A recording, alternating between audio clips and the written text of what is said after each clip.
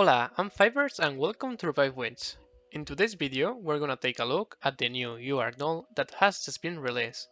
The new doll is called Little Akasha, and she's a Saltstone Destroyer. In the past, we have already had alternative versions of some dolls. A quick example could be Idol Flora, that is an alt of Flora, and Dark Anemone, that is an alt of Anemone. But in this case, this alternative version seems like it is the child version of Akasha. I don't know if this will be a thing with other dolls in the future. Checking her stats at Ascension 4 and level 90, we can see that Little Akasha has 7229 attack. This is the highest attack among all destroyers. Because of this, she has less HP than the other UR destroyers. She has the same HP as Yui and Suigetsu, for example. Her physical and magic defense are also lower than usual, so in these two stats, she has the same amount as Rafan. So based on her stats, Little Akasha will be the squeeziest UR destroyer, but on the other hand, the one with the highest attack. Let's check her skills and let's see if the combination of these stat changes and her kit is enough to make the Saltstone dolls a strong team once again. As we always do, we're going to check her skills and passive at max level. Her skill 1 gains a brief immunity to all damage and debuffs, then swings the sword to deal physical damage equal to 300% of self attack to the enemy's front row, acquiring 1 stack of focus in the process. Focus increases Glory Fell's damage by 25%, stacks up to 4 times. As we can see, she will be immune to all damage and debuffs for a short period of time after using her skill 1.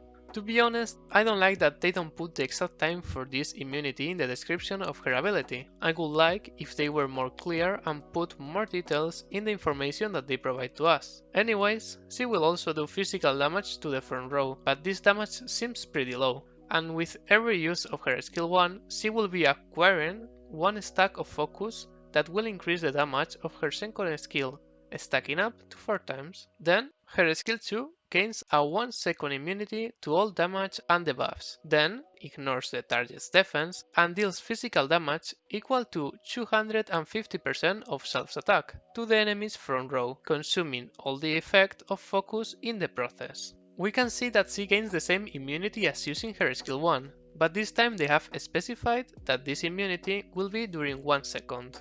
Then, she's going to deal damage to the front row ignoring the target's defense, and what I understand reading this is that she's basically going to ignore all the stats of defense of the enemy. Doesn't matter if it's physical or magical defense. If this is the case, Little Akasha could be a really good option in boss stages where the enemy has a big amount of physical or magical defense. Hey, it's Fivers editing the video now.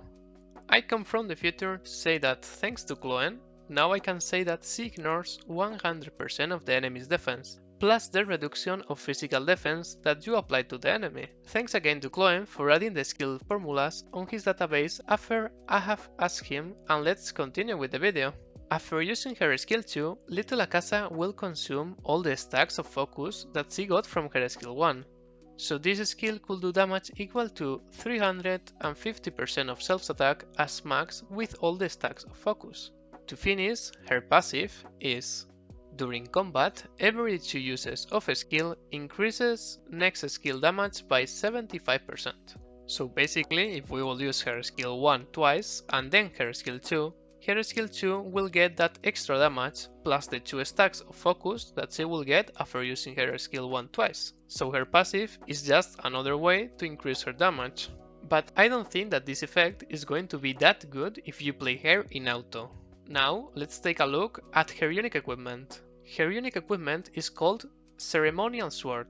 At level 60, gives 4500 attack, 15% of critical rate, 22,500 health, and 1500 physical defense. As always, I don't recommend you to level up the unique equipment to level 60, unless you wanna compete for the top rankings. A unique equipment at level 20 or 40 is already really good. The effect of her unique equipment is: after combat starts, attack increases by 2.4% every 5 seconds, stacks up to 15 times. This is basically another way to increase her damage. We can see that they really wanna make Little Akasha an assassin inside destroyers. But thinking about how short the combats are meant to be in Path Not Taken, she will get like 3 to 5 stacks more or less, even less in PvP. But I think that could be actually way better in the new Evil Return Rebirth, where the combats in Nightmare 10 are way longer. So I think that she will get a proper amount of attack bonus. Well, so should you summon Little Akasha? In my opinion, I think that it seems like Little Akasha has a lot of potential thanks to that. She can ignore the target's total defense, but in general she's not going to provide that much damage. I think that she will be good in boss stages where we need to ignore or reduce the enemy's defense, and in long combats like the new Evil Return Rebirth.